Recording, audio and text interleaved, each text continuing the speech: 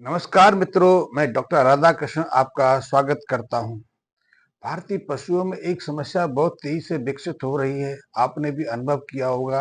यदि हम गाय भैंस की बात करें, चाहे गाय देसी हो या फिर विलायती गाय हो, भैंस किसी भी नस्ल की हो और गाय कोई भी हो, चाहे हॉलिस्टीन हो, एचएफ हो, कोई भी हो, एक समस्या बहुत तेजी से विकसित हो रही है और वो समस्या है समय पर हीट पे ना आना, पर्याप्त विलंब के साथ कभी कभी हीट दिखाना।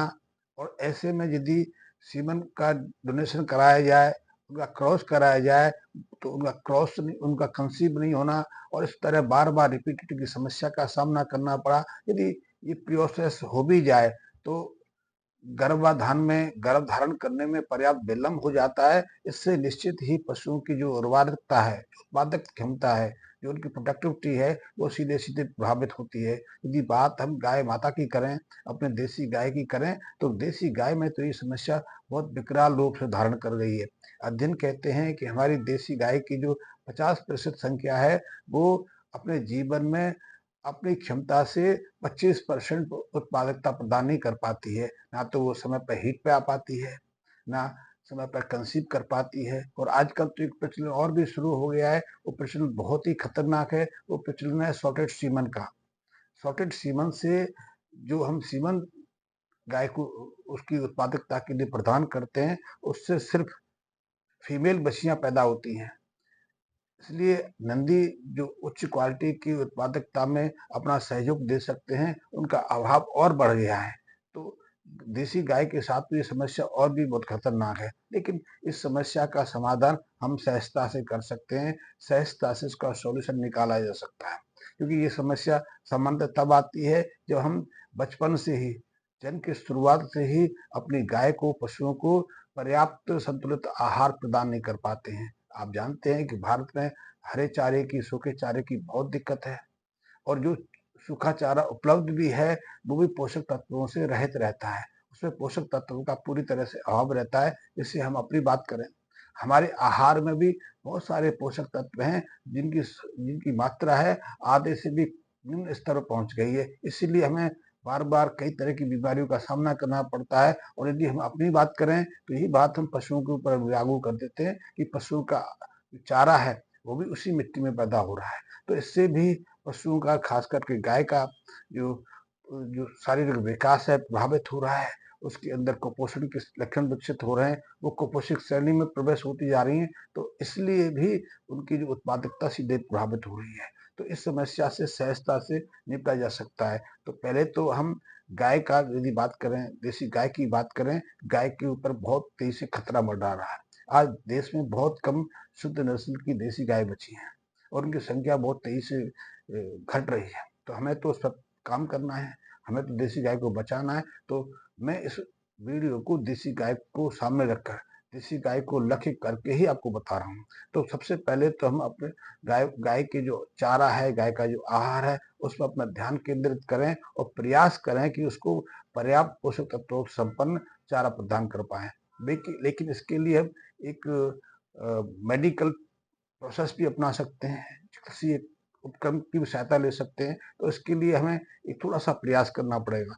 चाहे तो इसके लिए आयुर्वेदिक सहायता भी ली जा सकती है। आयुर्वेद के विषय में, घरेलू चिकित्सा के विषय में मैं अगले वीडियो में विस्तार से आपको बताऊंगा। लेकिन आज मैं बता रहा हूँ, जो हम मॉडर्न ट्रीटमेंट की बात करते हैं, तो उसके लिए हमें गाय माता के सामने यदि ऐसी समस्या आ गई है कि वो समय पे हीट पे नहीं आ पा रही है, हीट पे आती है तो गर्भाधान नहीं कर पाती है, तो ऐसे में सबसे पहले तो उसके शरीर में जिन पोषक तत्वों की कमी है, उससे संबंधित हम तरल का प्रयोग करा दें, एक लिक्विड का प्रयोग कराएं। ऐसे बहुत सारे तरल, ऐसे बहुत सारे लिक्विड बाजार में उपलब्ध हैं, लेकिन सर्वोत्तम, जिसमें मेरा अनुभव भी है, मैंने उसको बहुतायत से प्रयोग करा है, तो आप अपनी गाय को, बछड़िया को उस मिनरल्स का, उस विटामिन आधारित लिक्विड का प्रयोग करा सकते हैं। तो बोवेन जेल नाम से एक लिक्विड आता है। इस लिक्विड में हर उपयोगी विटामिन और मिनरल्स उपलब्ध रहता है। ये दो तरह की पैकिंग में आता है, आप उसका प्रयोग कर सकते हैं। एक 150 ml की पैकिंग में आता है, एक 300 ml की पैकिंग में आता है।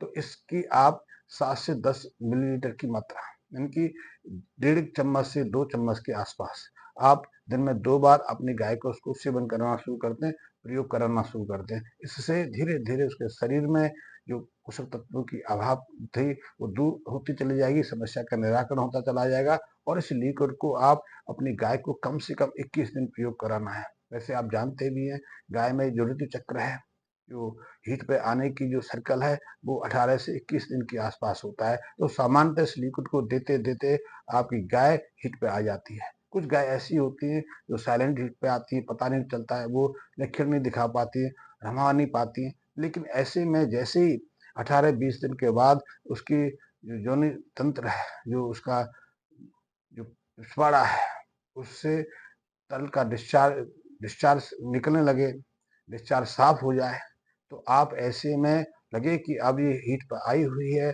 अब आपको सीमन दे सकते हैं, तो सीमन देने से पहले एक प्रयोग और करें, उसको एक इंजेक्शन लगवाएं, हार्मोन्स आधारित एक इंजेक्शन उसको प्रयोग कराएं। इससे उसकी ओव्यूलेशन चक्र है, उसकी गर्भाशय, उसकी जो जो अंडाशय है, उससे अंडे का सहजता से निष्कासन हो सके और गर्भाधान की प्रक्रिया सहजता संपन्न हो सके। तो उसके लिए अब गाइनेरिच करके एक इंजेक्शन आता है, इसकी जो मात्रा है 2.5 ml के आसपास है। इसका प्रयोग आप इंट्रामस्कुलर कर सकते हैं, यानी कि मांस में कर सकते हैं, या फिर इंट्रावेनस कर सकते हैं, इन नस में भी दे सकते हैं। एक इंजेक्शन बहुत सफिशिएंट है, क्योंकि इस इंजेक्शन में, इस गाइनर जो रिच इंजेक्शन है, उसमें जो हार्मोन्स जो दवा है, वो बहुत ही प्रभावी है। तो आप उसका प्रयोग कर सकते हैं। इसके अंदर बुस्टारिन, तो जैसे ही आप इस दवा को देंगे, उसके बाद 18 से 20 घंटे के बाद आप सीमन दे सकते हैं, क्रॉस करा सकते हैं। आप नंदी के पास अपनी गाय को छोड़ सकते हैं और निश्चित ही इस प्रक्रिया से आपकी जो समस्या है, आपकी गाय जो हीट पे आती थी, गर्भ धारण नहीं कर पाती थी, कंसीव नहीं हो पाती थी, या फिर बार-बार रिपीट की समस्या का सामना करना पड़ता है, मात्र इस समस्या से समाधान हो सकता है। वैसे इसके साथ में कुछ और प्रयोग करने होते हैं। उसकी जो पोषणता की जो आपूर्ति है, कई और तरीके से करनी पड़ती है, क्योंकि गर्भाधान की ऐसी प्रक्रिया है जिससे एक नई प्रजाति जन्म लेती है, एक नया जीव संसार में आता है और उसी जीव से एक प्रजाति की जो वंश परंपरा आगे बढ़ती है। तो आप इतना करेंगे तो निश्चित रूप से आप पहली समस्या से आप मुक्ति पा लेंगे, गाय की उत्पादकता बढ़ जाएगी, वो कंसीव हो जाएगी और निश्चित है आने वाले 9 महीने 10 दिन के आसपास वो स्वस्थ शिशु को जन्म दे सकेगी। हाँ, गर्भाधान के दौरान उसकी विशेष जो आहार है, विशेष जो पोषकता है, उस पर ध्यान देने की आवश्यकता है, ताकि वो एक अच्छे शिशु को, एक अच्छी बछिया को जन्म दे सके, कि उसी पर उत्पादकता निर्भर करती है। आप इस प्रयोग को करके देखिए। अन्य किसी तरह की जानकारी की आवश्यकता है तो आप मुझसे संपर्क कर सकते हैं, मेरे मैसेज बॉक्स में अपना मैसेज डाल सकते हैं। धन्यवाद मित्रों।